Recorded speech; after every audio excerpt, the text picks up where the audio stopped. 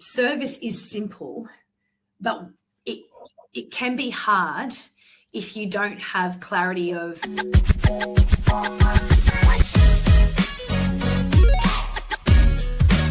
Welcome to the Redefining Sales podcast and to season 4. We have got with us today Jaquie Scammell, who is a pro on all things customer service, and in particular customer service at scale and how you systemize customer service to make sure that it is consistent and there is the quality there. So Jaquie takes us in this conversation through her approach and her framework, which is the 5D approach. Not only that, she talks to us about 7 things that we need to have in place to ensure consistent customer service. We talk about whether there's a difference between B2B and B2C customer service. We talk about the impact of technology and AI. We talk about how do you get your employees on board and embed and actually action what we want them to do around great and outstanding customer experience. We talk about the state of play. We talk about the highly practical first steps. And Jaquie also gives us access to some free diagnostic and assessment tools that we can use to start to actually measure where are we at in terms of our customer experience and our customer service. Where are we at today and where do we need to go? Jaquie also talks about the difference between being interested and committed to our customer service. So there is so much in this conversation that you are absolutely going to love. A little bit of background about Jaquie, if you've not come across her work before, she is a sought after expert in customer service. She does a lot of keynote speaking on the topic. She's an author of a fantastic book, The Future is 5D. And she also works with some fantastic leading organizations through her business and being CEO of ServiceQ. So Jaquie gives us a lot of fantastic examples from her over 35 years experience in customer service. So grab your coffee and enjoy this conversation with Jaquie. Welcome to the Redefining Sales podcast. It is amazing to have you here. Welcome. Thanks, Abby. Great to be here. So I'm going to dive straight in, maximize every minute of your brain that we have. And I'd love to get a bit of the state of play, the lay of the land, like with your view, working across so many amazing companies. Where do you think we're at as an Australian market in terms of customer service? What's the state of play?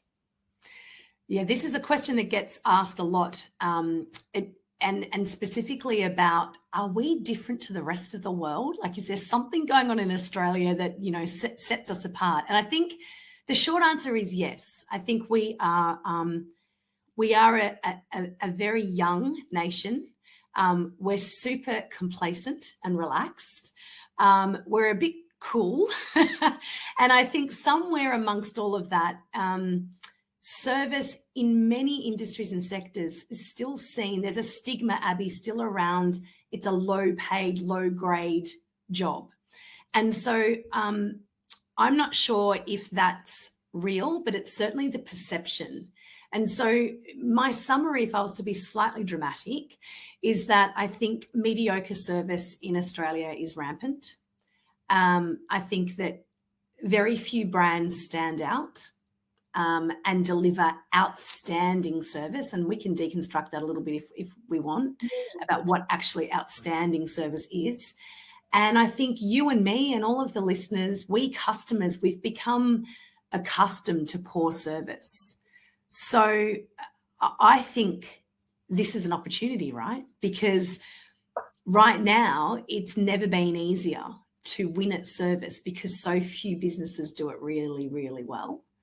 And it doesn't take much to win a customer over. And so I think what gets me out of bed every morning and the fire in my belly about this topic and why I'm obsessed about it and write about it and speak about it and lead a business that helps organizations with service is because there's so much opportunity and it doesn't need to be hard. But yeah, I think Australia has got a little bit of a different story to other nations when it comes to what service is and how far we go in servicing people, you know?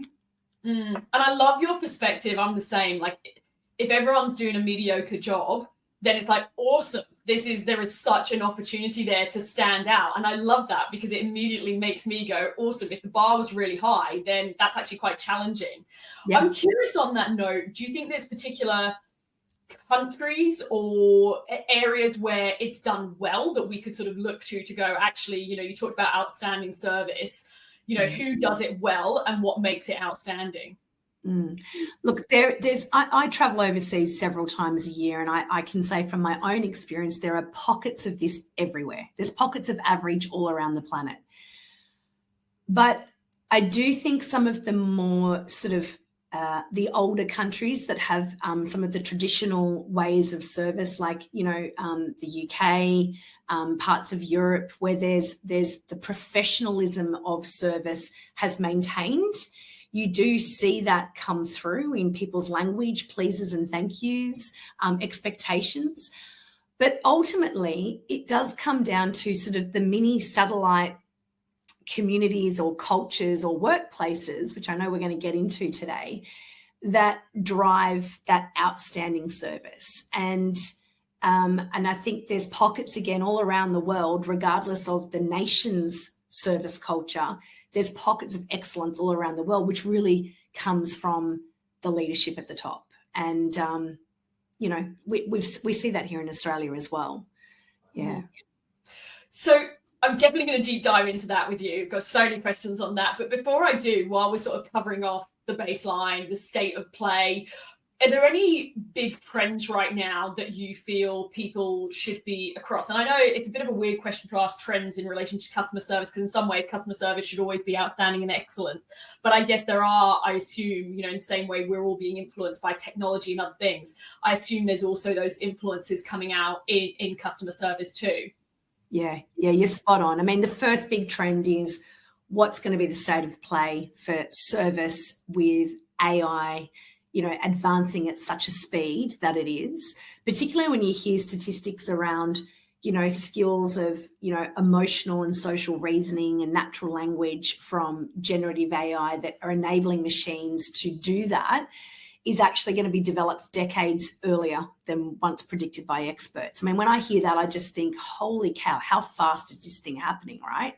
Yeah. And then what's the fallout of that in terms of reshaping workforces, job skills, job roles, the tasks and activities that people are going to do, particularly if they have a human-to-human touch point, even, B2B, if someone's in a finance role, or if someone's in sort of a more administrative role and they don't see themselves in the job of customer service, but they still speak with people each day, how much of that role is going to be impacted by technology advancing the way it is? So that's a huge conversation that nearly every company we speak to at the moment wants to have and wants to deep dive.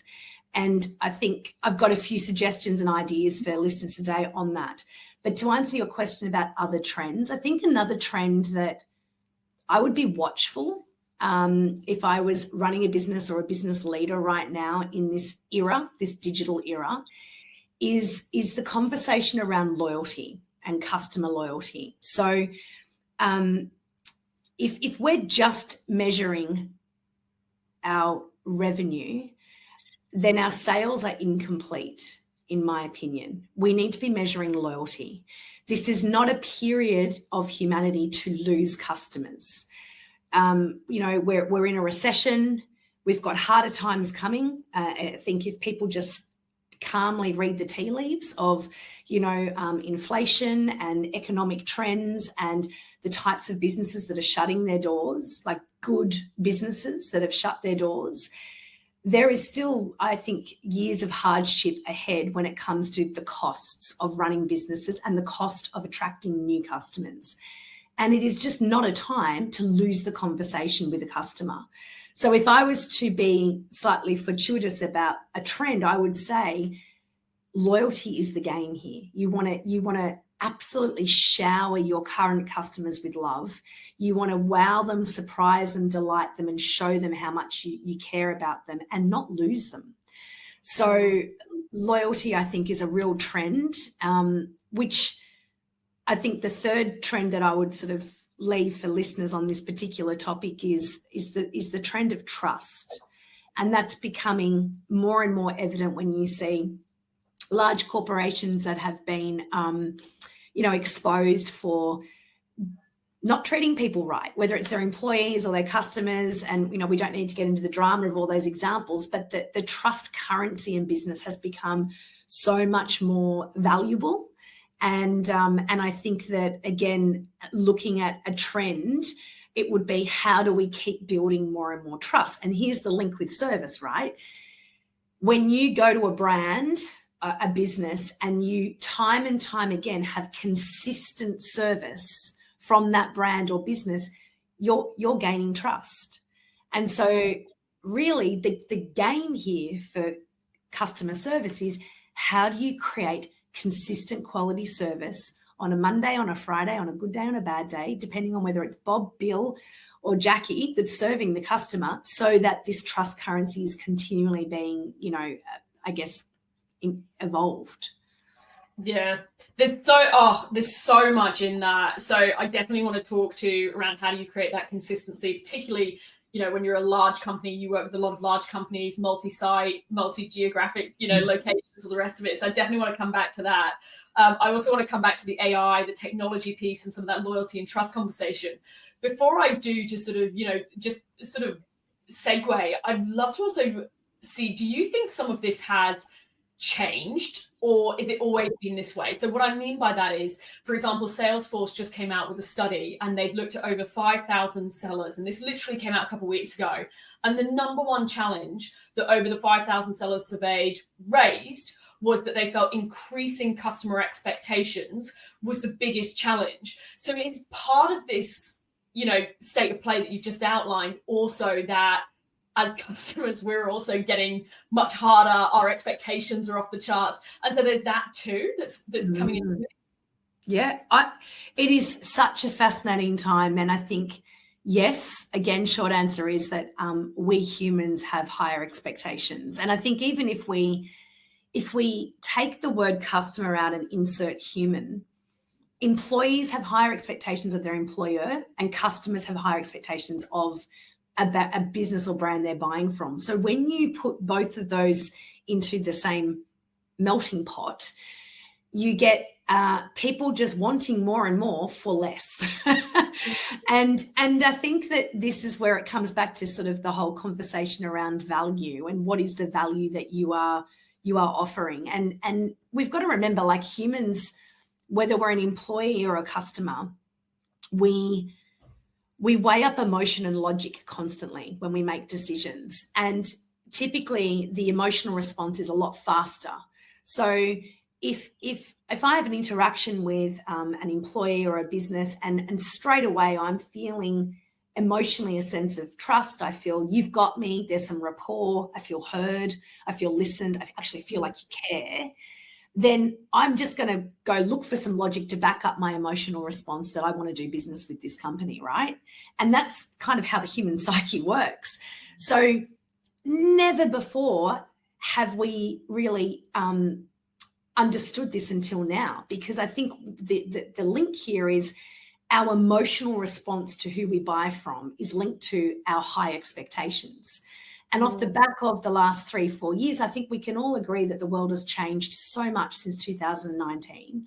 So you've got, generative AI emergence in 2023, like it feels like it just exploded last year. You've got the hangover from COVID pandemic, which is still real, remote working, remote Teams videos and meetings, customers doing more online and expecting more options online. And then you've got some of the stuff we've already touched on, like the local or macro issues of global economy, cost of living, inflation, the stuff that's happening here in Australia even.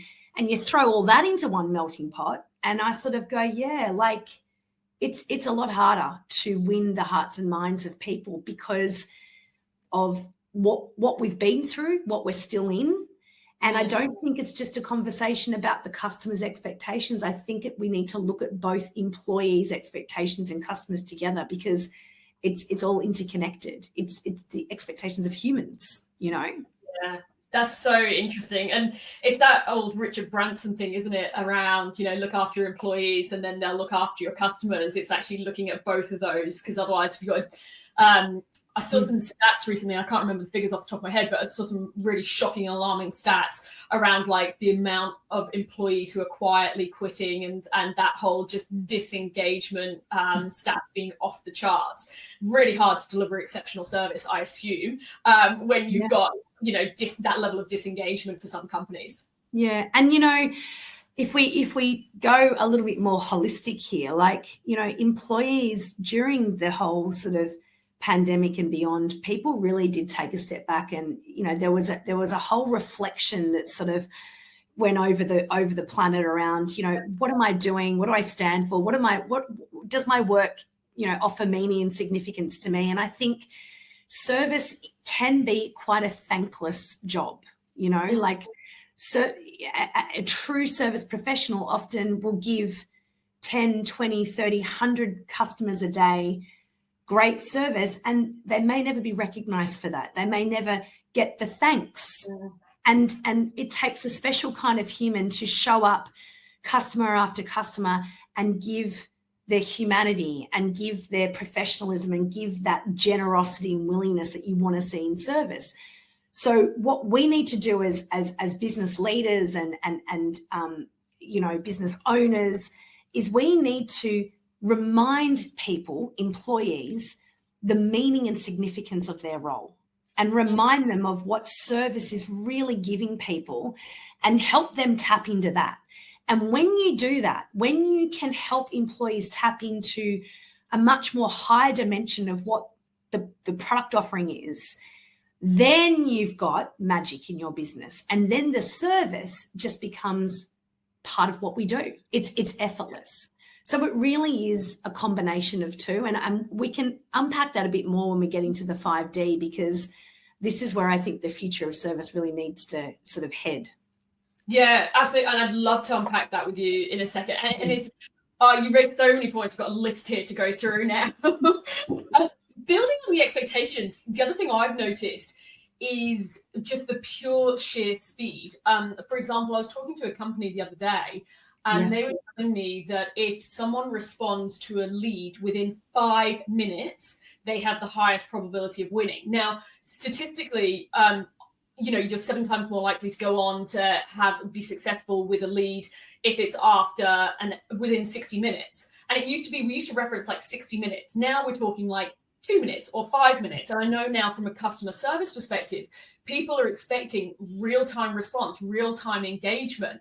And even that, you know I'll send an email and you're just like, well, where's the reply then? Or you start for a chatbot and you don't want to wait to be connected to an agent. It's like, where are we now? So I think that brings me to, you know, how do we navigate this crossroads where, you know, you've just been talking about AI coming in at an unbelievable speed, and you've just talked about it progressing faster. And I think that helps us with some of those customer expectations we talked to where everyone wants real time. But then you've also just talked to some of that aspect, which is more the human touch and the human side of experience. And how do you approach this in terms of balancing the technology that helps us address some of this, but also the human side as well? Like, where's the balance? Yeah, and I think this is where if I can provide a sort of a visual model in people's minds, I would call it the service pyramid.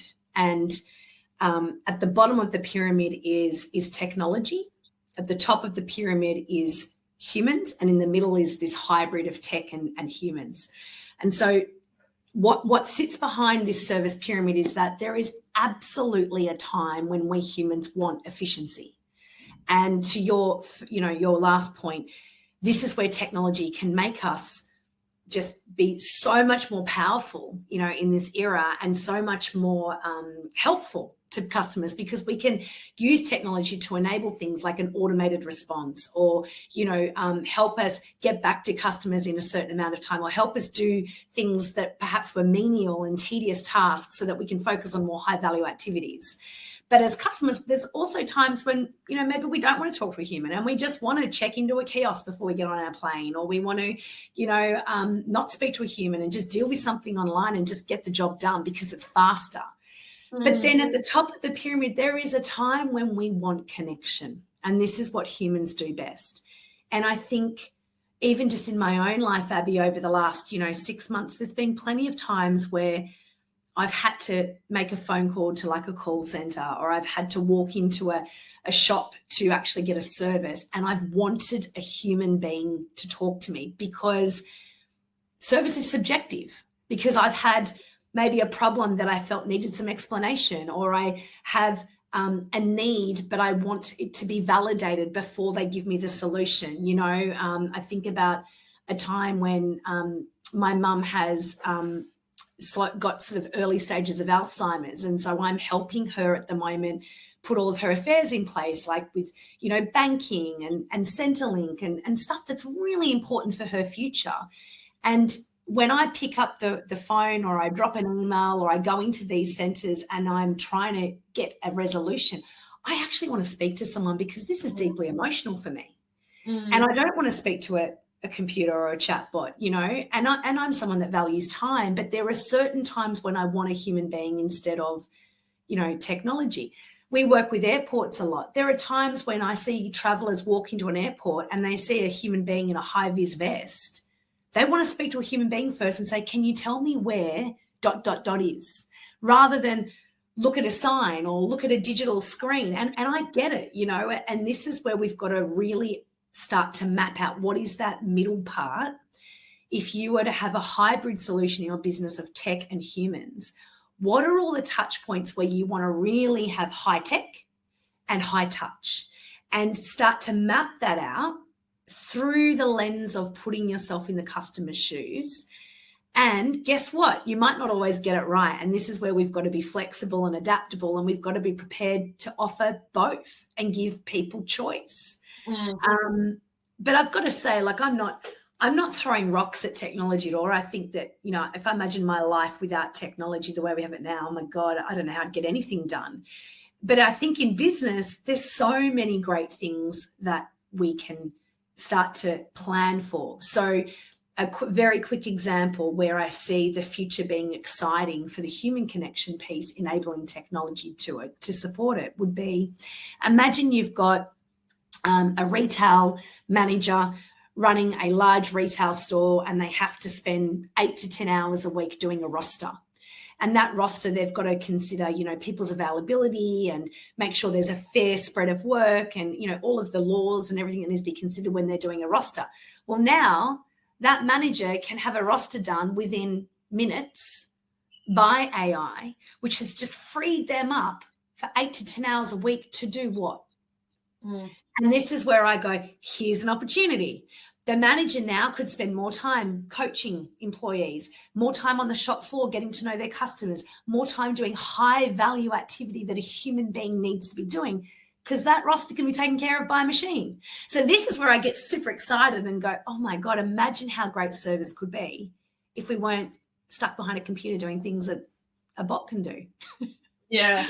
And I'm really curious whether you see a difference, because I know you work across all industries. I'm curious if you see a difference around B2B and B2C, because I had recently a debate with a client where we were talking about, okay, in your personal life, if you needed to speak to your mobile phone provider, would you go in store? Would you call up and wait on hold? Or would you use the chatbot? And everyone's like, oh, chatbot.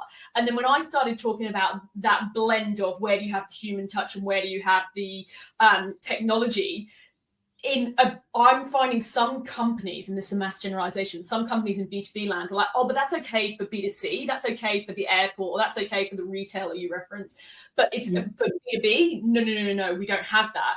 And I interviewed someone from HubSpot who was sort of talking about, no, what we are now getting used to as humans, as customers, as people like you're talking to in B2C, we should also expect I'm getting my B2Cs and B2Bs, what we expect in B2C in our personal life, we're starting to expect in B2B. What's your lens on that? Because I know you work across both. Do you think there's a difference between the two? I think that it's a message that needs to be reinforced, that at the end of the day, we're just humans serving humans. And B2B, B2C, ABC, it doesn't actually matter, because your job is to build relationships. That's what service is about. It's about making the other person, whoever they are, feel in that moment that they are being seen, they are being heard, and that what they say really matters. And relationships, whether it's to a supplier, whether it's to a franchisee, whether it's to a paying customer that comes in and, you know, spends their hard-earned money to buy your product or service, everyone deserves to be treated the same way. And so I feel like sometimes, Abby, even the word customer creates a stigma, for people. And, the ownership of who serves the customer is often a thing we need to break down in our first sort of interactions with businesses. The definition of who is the customer needs to be addressed in our first, touch points with businesses, because people just go, oh, well, that's not me. Like I just deal with suppliers. And it's like, well, actually, that same supplier is going to go to a barbecue on the weekend and talk about his interaction with your business. Same. So yeah, like if I could come up with a different word for customer, I would, because I actually reckon half of our mindset challenges and the barriers that people bring to their work each day is because of that word. I agree. There's a really good, it's sort of a sales spin on it. I know you're coming from the customer service angle, I'm coming from the sales angle. There's a really good Zig Ziglar famous quote around, you may not hold the title of salesperson, but if what you're doing, is influencing and is in front of a customer, then you, my friend, are in sales. And it's that level of, it's the cheesy ones of, you go somewhere and it's not actually being cleaned properly. That cleaner is influencing the sales, or, whatever it might be, the waiter who was rude, or, let's say the support person, every single person, even, how quickly do you get the invoices paid? Everyone hates when invoices are late. So even if you're in finance and you're not even talking to the customer, you still will influence the impression, because I'm going to be like, oh, well, they're late payers, or whatever it might be. We're all influencing. And, it's spot on. My version of what you've just said is we're all in the business of relationships if we're in business. And that means we're all in the business of service. And so the tricky thing about this, which is why I get excited when I speak with businesses about a whole of enterprise rollout or a whole of business of service transformation, is because it only takes one person in a business to have a bad day or be a bit grumpy or a bit low vibe. And like it or not, how that customer feels, or that supplier or that employee feels when they're interacting with that one person, is how they feel about the brand itself. I love that. We just cannot afford to be narrow-minded and short-sighted with customer service is just the end user. I don't like using that word user, but the person at the receiving end of our product or service, because it's everyone, and it's like I said, it's often the first conversation that needs to be had at an ELT or leadership level, that then needs to be rippled down into all parts of the business, just to break down some old stories and unhelpful beliefs that people carry. So I want to go there in a minute around that whole of business approach and, how large corporates, multi-sites, how they do that. But before I do, I want to sort of come to your framework, because you referenced before 5D service framework. You've written a book, The Future of Services 5D. So I want to come to that first. Can you tell us a bit about the framework, and that will probably help us then go to how large corporates, whole of business approach, can start to think about their customer service? Yeah, for sure. So the book I released early in February 2024, we, as a business, we have been spending the last decade really helping people with the how. So the last few books prior to that was around service mindset, service habits. But off the back of COVID and some of the stuff that you and I have been talking about today, I really wanted to write a book about why. Like, why do we need to think differently about service for the future, but particularly in this digital era that we're in? And so 5D came from the idea that I wanted a book to be helpful for leaders who were navigating this new world that we're in, and this world that feels super uncertain, really fast, and it kind of feels like what we knew to be true in the past now feels like we've got to change our ways a bit. So the framework 5D is made of 5 dimensions, and it's been inspired by many great teachers around the world, scientists, psychologists, spiritual leaders, that talk about the multifaceted dimensions that make us up as human beings. And I really wanted to provide leaders with a simple, digestible book that would help them see 5 dimensions of human through a lens of leading, but also through a lens of serving. So the 5 dimensions are the physical dimension from the bottom up, And again, a pyramid. I like pyramids, as you might have picked up. So the physical dimension at the bottom, then we head into the cognitive dimension, the emotional dimension, the social dimension, and then at the top, the spiritual dimension. And the framework really, in simple terms, is to do two things. Firstly, to show people that there is a hierarchy in taking care of people, whether it's you taking care of your employees or your employees taking care of the customer. You've got to get some fundamentals right first. And the physical, cognitive, emotional, social, spiritual sort of shows people that ascension. But the second point is to help leaders understand that your job, like if there was just a simple definition for leadership, I would say your job is to create the conditions to help your people thrive. So if you want your staff, your teams, your multiple, outlets and businesses, brands to actually really thrive and serve customers in a way that is going to put you at the, the top of the chain in your industry, then you need, as a leader, to be clear of, have we created the conditions to help these people do their job at their best and succeed? And so each of those dimensions is presented in two ways. It's first presented in a way of, what does the physical dimension look like from employee to customer? But then how do you lead that? And the framework, it's inspired by Maslow's hierarchy of needs. It's inspired by Deepak Chopra's the human dimensions, and I've sort of brought it all together and melded both logic and emotion. And it's super practical, Abby, but it's also a simple framework to remind people that we're not just brains being carried around in bodies. Like we have hearts, we have minds, we have a need for social connection, but we also have a need for connecting to something more significant and meaningful than just going to work and doing a job or just going to a store and buying a product. There's always something underneath the surface that's driving human behavior. Yeah, I love that.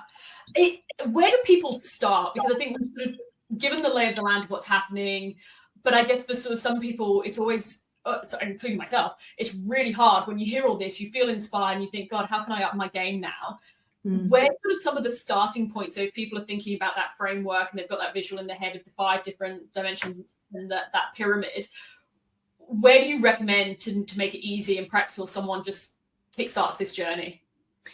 Well, I think, we, on a very practical level, we have a very simple free diagnostic that we can help people assess where they're at based on the 5D. So that's something that we can send out to your listeners as a very practical response. But I think, for me, starting a conversation with the right people around a table, and a genuine conversation of looking ourselves in the mirror and going, where are we really at right now? Like, are we approaching service to tick a box? Are we just measuring NPS every month or quarter, and that's as far as our service focus goes? Have we actually enabled our people to do the work that our customers expect from them? Like sitting just around a table and having a good old-fashioned honest conversation about where are we at? And that's why the diagnostic can help, because it can give you some really good questions and get a little bit underneath the hood of it. And then from there, realizing that, okay, maybe there's strengths in our business where we're doing service really well. Maybe there's parts that we need to really up our game. And there's 7 areas, if I was to be specific, that I think all businesses need to look at. And I call these the 7 strengths or the 7 determinants of what makes an extraordinary service culture. And they're really simple, there's plenty of depth behind them. But you need, in simple form, you need a service vision. So how do you want people to feel when they experience you? You need service leadership in your business. In other words, that leaders are involved in the conversation and that they have tools and disciplines and protocols and practices to support the people that serve. You need service language. You need to be clear in your business about how you speak to customers, how you speak to any person that touches your brand. What are the words we want to avoid? What are the words we want to use? You need service behaviours. So be explicit with the people that work in your business, the habits and the actions and behaviors that you want them to do and the ones that you don't want to tolerate. You need a level of service education in your business, which is a fancy word for training. You need to develop people and keep investing in people because, let's face it, our social and emotional edge has slightly been taken off since COVID. And I think a lot of people need some development in the social and emotional intelligence areas. You need service improvement processes. So you need someone or someone's a group of people that actually pulls apart how are we going, where are we winning, looking at some of the metrics and measurements and doing that on a regular basis.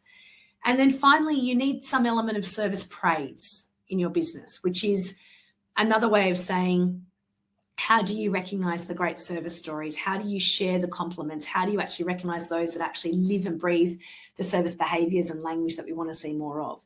And when you have all those 7 things happening in some shape or form, you're on your way for extraordinary service. And if you're sitting here thinking, well, I don't know where to start by looking at those 7 determinants and asking yourself, well, have we actually got something in place for all of those things? And if you don't, well, then there's a great place to start. And again, we have a diagnostic to support people with that as well, which is free. And so happy to get that out in the links because it can ask some really great questions for people to determine where are we at with those 7 determinants. That is fantastic. I love that. I love anything that's highly practical and you can action straight away. So we'll put those links in the show notes so that anyone can access them. And I also love, I think one of the slap to the face lessons for me the first time I got a leadership role was sometimes you just expect what you think is good service is what everybody else thinks is good service, or what you think is really obvious that, well, we wouldn't say that or we wouldn't do that other people agree. Now, there's nothing that says I'm right and they're wrong and vice versa, but I have absolutely found the more I've grown a business, the more I sort of climbed the corporate ladder when I was in corporate, that you don't think necessarily initially you have to document that sort of stuff, but you do because it's subjective. What you think versus what I think, it could be completely different based on our experiences and so on. So I love that you kind of almost go through those 7 steps. So it's not left open to interpretation. It actually, it's there, it's clarified, what we do and don't do, what we do and don't stand for, and all the rest of it. I love that. Yeah. And at a very practical, point, we've got multi-generations in employee hubs now in workforces. We've got multilingual, such a multicultural, workplaces that to rest on the interpretation that everyone's going to, see and act and behave the same way because they interpret the words the same way is just, it's just being naive, really. I mean, you've got to be so explicit. And if there was one thing, Abby, that I would say most companies don't do enough, and we see this everywhere, is they're not explicit enough. They'll go, oh, we've got service values, or we've got service principles, or we've got a great service vision. And then when you want to get underneath that and get super granular and go, so what does that look like in action? Then there's crickets. Yeah. And it's like, well, you actually need to be so explicit about what that looks like in action, because you're just leaving this way too open for interpretation. And that's when you get inconsistencies. Yeah. And I actually had a slap to the face several years ago, a while ago, when someone was challenging some of the values that I'd set for the business and what does it mean, and does the team know what it means, and so on. And we ended up having a bit of a workshop that was facilitated around it. And I was kind of thinking, oh my God, this is such a waste of time. And in my head, I was thinking this is going to be a waste of time. But it was one of the best things we did. And it was quite an eye-opener because it was like, oh my gosh, everyone is interpreting this differently. And like you said, it's not clarified. So yeah, it's the thing that seems obvious but isn't. But is there any other considerations? You talked earlier about how do you get consistent quality of service. We've a couple of times referenced, large corporates who might have, multiple sites. And I know a lot of the work you do is in that space. Are there any additional considerations that some of the large corporates would have to have for this conversation because they're doing customer service at such great scale? Yeah, I think, again, what seems to be quite consistent, no matter what industry we work with at the moment, is that companies are really great at the regulated compliance safety stuff, and they have very strong rigor around, systemizing all of that and making sure that they cross their T's and dot their I's. And the thing I would sort of, as a provocation, I'd put to the listeners is, why can't you create that for service? So, where does service really sit on your list of priorities? And I often say to people, there's a difference between being interested versus committed. So if you're just interested in lifting and raising the bar in service and being great at service, then it might not get the same rigor that your safety results do every month, or your compliance, or your regulated, reporting and rigor around training and systemizing and development. But if you're committed to service, then I guarantee that you probably have similar business routines, business, rhythms, operating rhythms and systems to support successful, extraordinary service, just like you would safety, for example. So the question I would put to listeners is, how committed really are you, or are you just interested? Because for me, being interested in something is, there's always an alternative. There's always a little out. It's like, I'm interested in this, but today I'm not going to do it because ... But if I'm really committed to something, I'm all in, like 100% all in. And no matter what, I'll find a way to do it.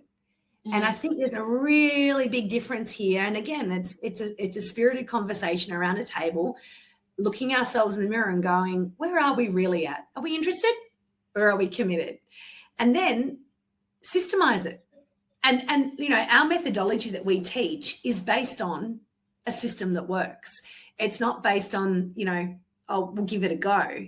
And I mean, I'm an operations geek. I love ops. I've come from Macca's. I've come from major stadiums and events where I've had to mobilize big teams and serve literally millions of customers at places like Wembley National Stadium and the Australian Open here, home of the tennis. And if you don't have a system to support the way people treat other people, then you're just hoping that the unpredictable nature of every employee is going to do what you want them to do. But that's just not possible. So I would say that think about your service as a system. Don't misunderstand the word system for copy and paste 6 steps of service Macca's days, because that's not what I'm saying. But the methodology of how do you systemize enabling people with the right behaviours? How do you systemize service praise? How do you systemize service behaviours, language, education, service lead, all those things I spoke of before? You just need a really good system. And that is something I'm really passionate about, as much as I love the soft stuff, humans, treating humans beautifully and remembering the 5 dimensions. At the end of the day, you need a bloody good system to back that up so that it sticks. Yeah, I love that. And I like your point that you made before about interested or committed, because I think, it's really, it's interesting sometimes when you reflect, like I've had moments reflecting on ourselves going, we do these parts really well, but are we dropping the ball over there? And, actually, are we making sure it's, like you said, every single touch point, and we're not just interested in going, and ticking a box. We're actually genuinely committed of this is in our DNA, in our core. And like you said, you've systemized it to a point that you're not missing the blind spot. So I really love that you've talked about that. And one part of that I'm interested in is, you talked before when you were going through the 7 different areas. One of those was around training. And then you also talked about that rewarding piece afterwards. And I'm interested in that from a perspective of, we can do all the enablement and training in the world, but then how do you make it stick? Or we can tell people, hey, this is what we do say, this is what we don't say, this is what we do, this is what we don't do. But then there's the human factor of, do we do what we know we should do? Do we do what we're told? And are we, how do you embed that and make that stick? How do you do that part? That's such a great question. It's something I'm really passionate about, because, again, having been in this business for the last sort of 12 years, there's training and then there's training, right? And I I think there's two points to respond. The first is that there's a lot of work you need to do before you get people in a room to train them. And it's the engagement, it's the enrollment, it's the getting them super engaged and excited about what are you going to learn and why is it important. And there's often a big piece of work that gets missed before training, and then people just rock up and they go, well, I don't even know why I'm here. And you've missed a really important touch point to sort of bring them into the room a lot more warmer than perhaps cold. So that's just a very sort of practical level. But the thing I will say that is absolutely paramount with service training, particularly in this country, given some of my previous comments about what sets us apart, is every person in that training room, if you're taking on some education, some service education, they need the awareness first of what their service is and what it isn't. They need the awareness first of the stories they bring to work every day about service. They need the awareness first of their mindset and their attitude and some of the thoughts they have on repeat, like we would call them beliefs, that are not helping them. And we always start with awareness first. And the formula that one of my great mentors has taught me is that with better awareness, you then make better choices. And with better choices, you get better results.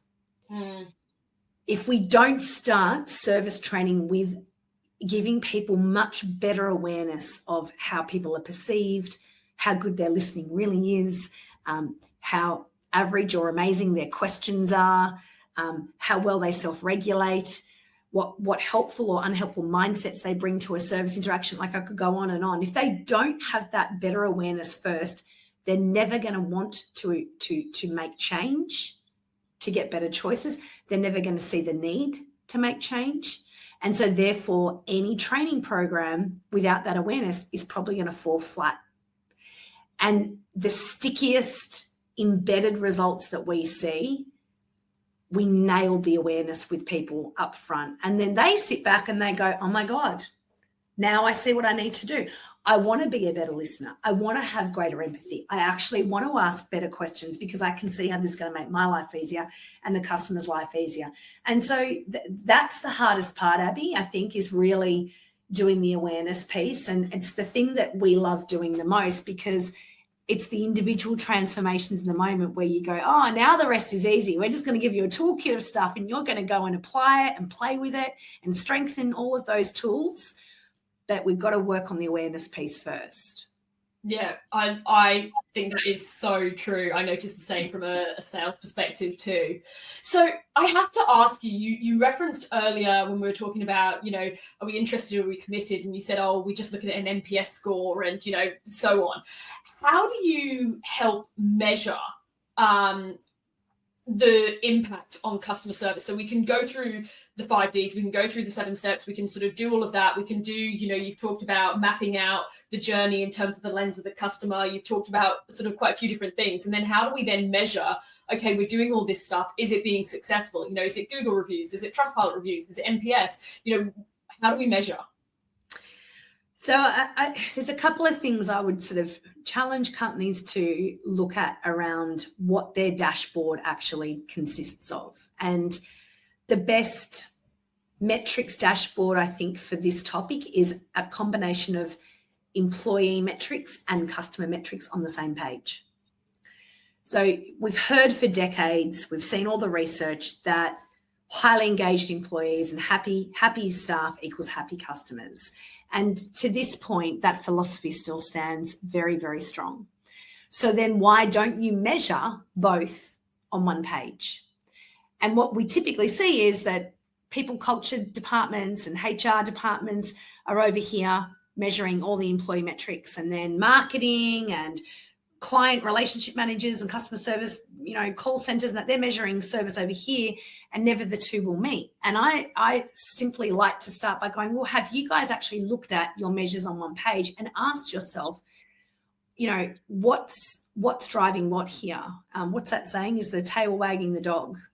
And it comes back to those good old-fashioned lead and lag measures. So for me, when I like to think about measuring things more holistically, I focus more on what are the lead measures, not necessarily the lag measures. So NPS is great to a point.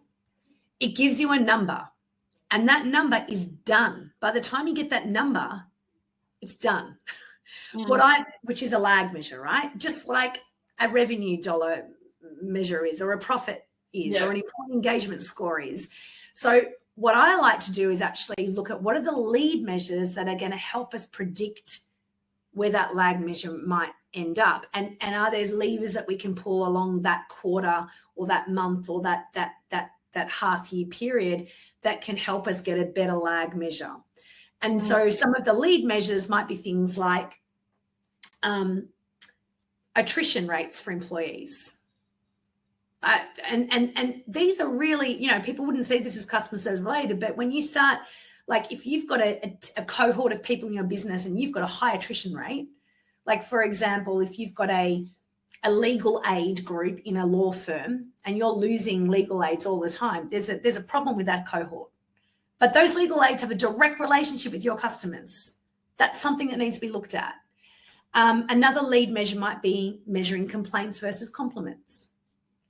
Another lead measure might be how many people were recognized and praised this month in the business for great service. So they feel like intangible, but in actual fact, they're incredibly tangible because it's what predicts where we're heading with a lag measure. So that would be my starting place, is look at your dashboard through a lens of EX and CX, and then start to ask yourself, beyond lag measures, do we actually have any lead measures that we could start tracking, And then my last point would be a great question to ask that sort of leads to metrics and measurement in this topic is, what's the consequence or the cost of this? So if I go back to my attrition comment, if we're losing lots of legal aids each quarter, and that's costing us X dollars because we're losing people, we're having to recruit, and there's a cost in that hiring journey, then surely there's an argument there that cost and that consequence to the business requires us to do something different, to invest so that we can actually start developing people with better skills, better support, make them feel engaged, loved, that we're nurturing better humans in this business. And so a really great place to start is, what's costing this business right now? What are some of the consequences that are hurting this business that we need to improve? And I reckon all roads lead to service. It's just a different way of seeing it. So yeah, I don't know if there's some helpful comments, but that's sort of where I begin when our company sort of engages with different businesses. Yeah, that's fascinating. I've never seen anyone put the two together around the employee data and satisfaction and the client and customer side. So that is fascinating. And I like the questions that you pose there as well, because they're quite hard hitting questions, probably with some big numbers associated in terms of the cost. So I love that. Yeah. I'm conscious we've got to let you go in a minute, but I wanted to sort of ask, is there anything you feel we haven't talked about, we haven't covered, or you want to lead someone with that is listening?